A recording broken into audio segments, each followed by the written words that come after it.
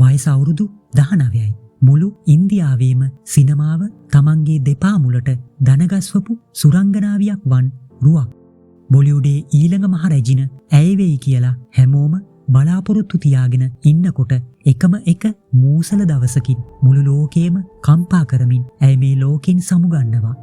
1993 අප්‍රේල් මාස 5 වෙනිදා රාත්‍රියේ සිදුවුණු ඒ මරණය අදටත් බොලිවුඩේ තියෙන අඳුරුතම නොවිසඳුණු ලොකුම අභිරහසක්.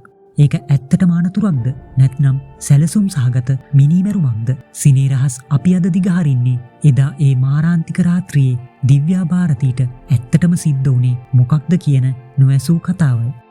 1974 පෙබරවාරි 25 වෙනිදා උපදින දිව්‍යා සිනමාවට එන්නේ ඉතාම අහම්බෙන්. වයස අවුරුදු 14 දී ඇයට සිනමාවට එන්න අවස්ථාව ලැබුණත් ඇයගේ මුල්ම චිත්‍රපට කීපයක්ම අතරමඟ නැවතුණා. හැබැයි දකුණු ඉන්දියානු සිනමාවෙන් තමන්ගේ ගමන පටන්ගත් දිව්‍යා 1992 දී බොලිවුඩයට පය තබන්නේ විශ්වාත්මා චිත්‍රපටයෙන්. ඒ ආපු සාත් සමුන්දර් පාර් කියන සින්දුව අදටත් ලංකාවේ අපටත් මතකයි. ඒ එකම එක සින්දුවෙන් දිව්‍යා මුළු ඉන්දියාවේම තාරුණ්‍යයේ සිහිනේ බවට පත් වුණා.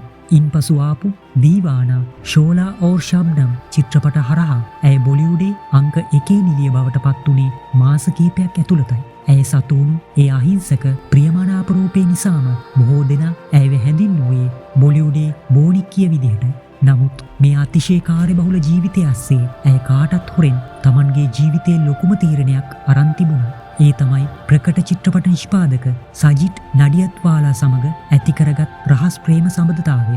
වයස අවුරුදු 18ක් පිරුණු සැනින් දිව්‍යා තමන්ගේ ආගම පවා වෙනස් කරමින් සනා නඩියත්වාලා යන නමින් සජිත් සමග රහසින් විවාහ වෙනවා. නමුත් මේ විවාහය ඇයගේ සිනමා ගමනට බාධාවක් වෙයි කියලා සජිත් මේ ලෝකයාගෙන් වසන් කරලා තැබුවා. අන්න ඒ රහස් විවාහය තමයි ඇයගේ මරණයටත් පාර කැපුවේ කියලා අදටත් බොහෝ දෙනා සැක කරනවා. දැන් අපි හැරෙමු 1993 අප්‍රේල් 5 වෙනිදා ඒ මාරාන්තික රාත්‍රියට. දිව්‍යා එදා හිටිය මුම්බායි වල ඇයගේ 5 වෙනි තට්ටුවේ පිහිටි නිවසේ. එදා රෑ ඇයව හමු වෙන්න ප්‍රසිද්ධ ඇඳුම් නිර්මාණ ශිල්පිනී නීටා ලල්ලා සහ ඇයගේ සැමියා පැමිණ සිටියා. නිවසේ සේවිකාව වූ අම්රිතාද මුළුතෙන්ගේ වැඩ කරමින් සිටියා. ඔවුන් සියල්ලන්ම මද්‍යසාරය පානය කරමින් සතුටු සාමිචියේ යෙදී සිටි බවයි කියවෙන්නේ. රාත්‍රී 11ට පමණ ආසන්න වෙද්දී දිව්‍යා විසිත්ත කාමරේ තිබූ විවෘත ජනේලයක් අසලට ගොස් තිබෙනවා. ඒ ජනේලයට ආරක්ෂිත වැටක් හෝ ග්‍රිල් එකක් තිබුණේ නැහැ.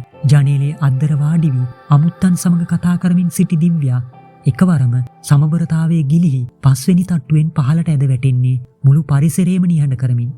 5 වෙනි තට්ටුවෙන් පහළ ඇති කොන්ක්‍රීට් පොළොව මතට ඇද වැටුණු ඇයව වහාම රෝහල්ගත කළත් දරුණු අභ්‍යන්තර ලේ ගැලීම් සහ හිස්කබලට සිදු වූ හානි නිසා ඇය මෙලෝ හැරගොස් අවසන්.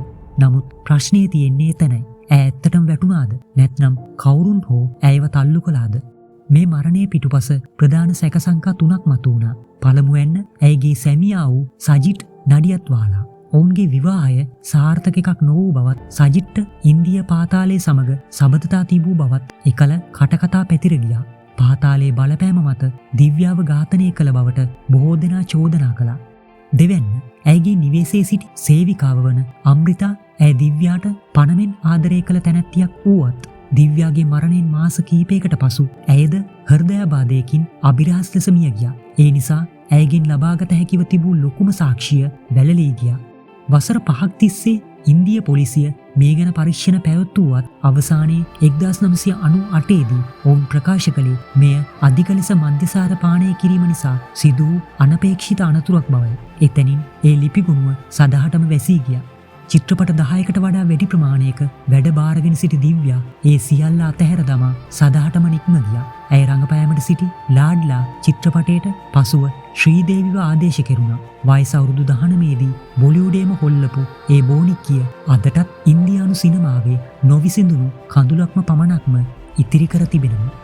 ඔබ හිතන්නේ දිව්‍යා භාරතීගේ මරණය ඇත්තටම අනතුරක්ද? නැත්නම් සැලසුම් සහගත ඝාතනයක්ද? ඔබේ අදහස පල්ලෙහෙන් කමෙන්ට් කරන්න. මේ වගේ සිනමාවේ නොඇසූ රහස් දිගටම දැනගන්න සිනේ රහස් channel එක subscribe කරන්න. ඊළඟ වීඩියෝවෙන් හමු වෙමු. ඔබට සුබ දවසක්.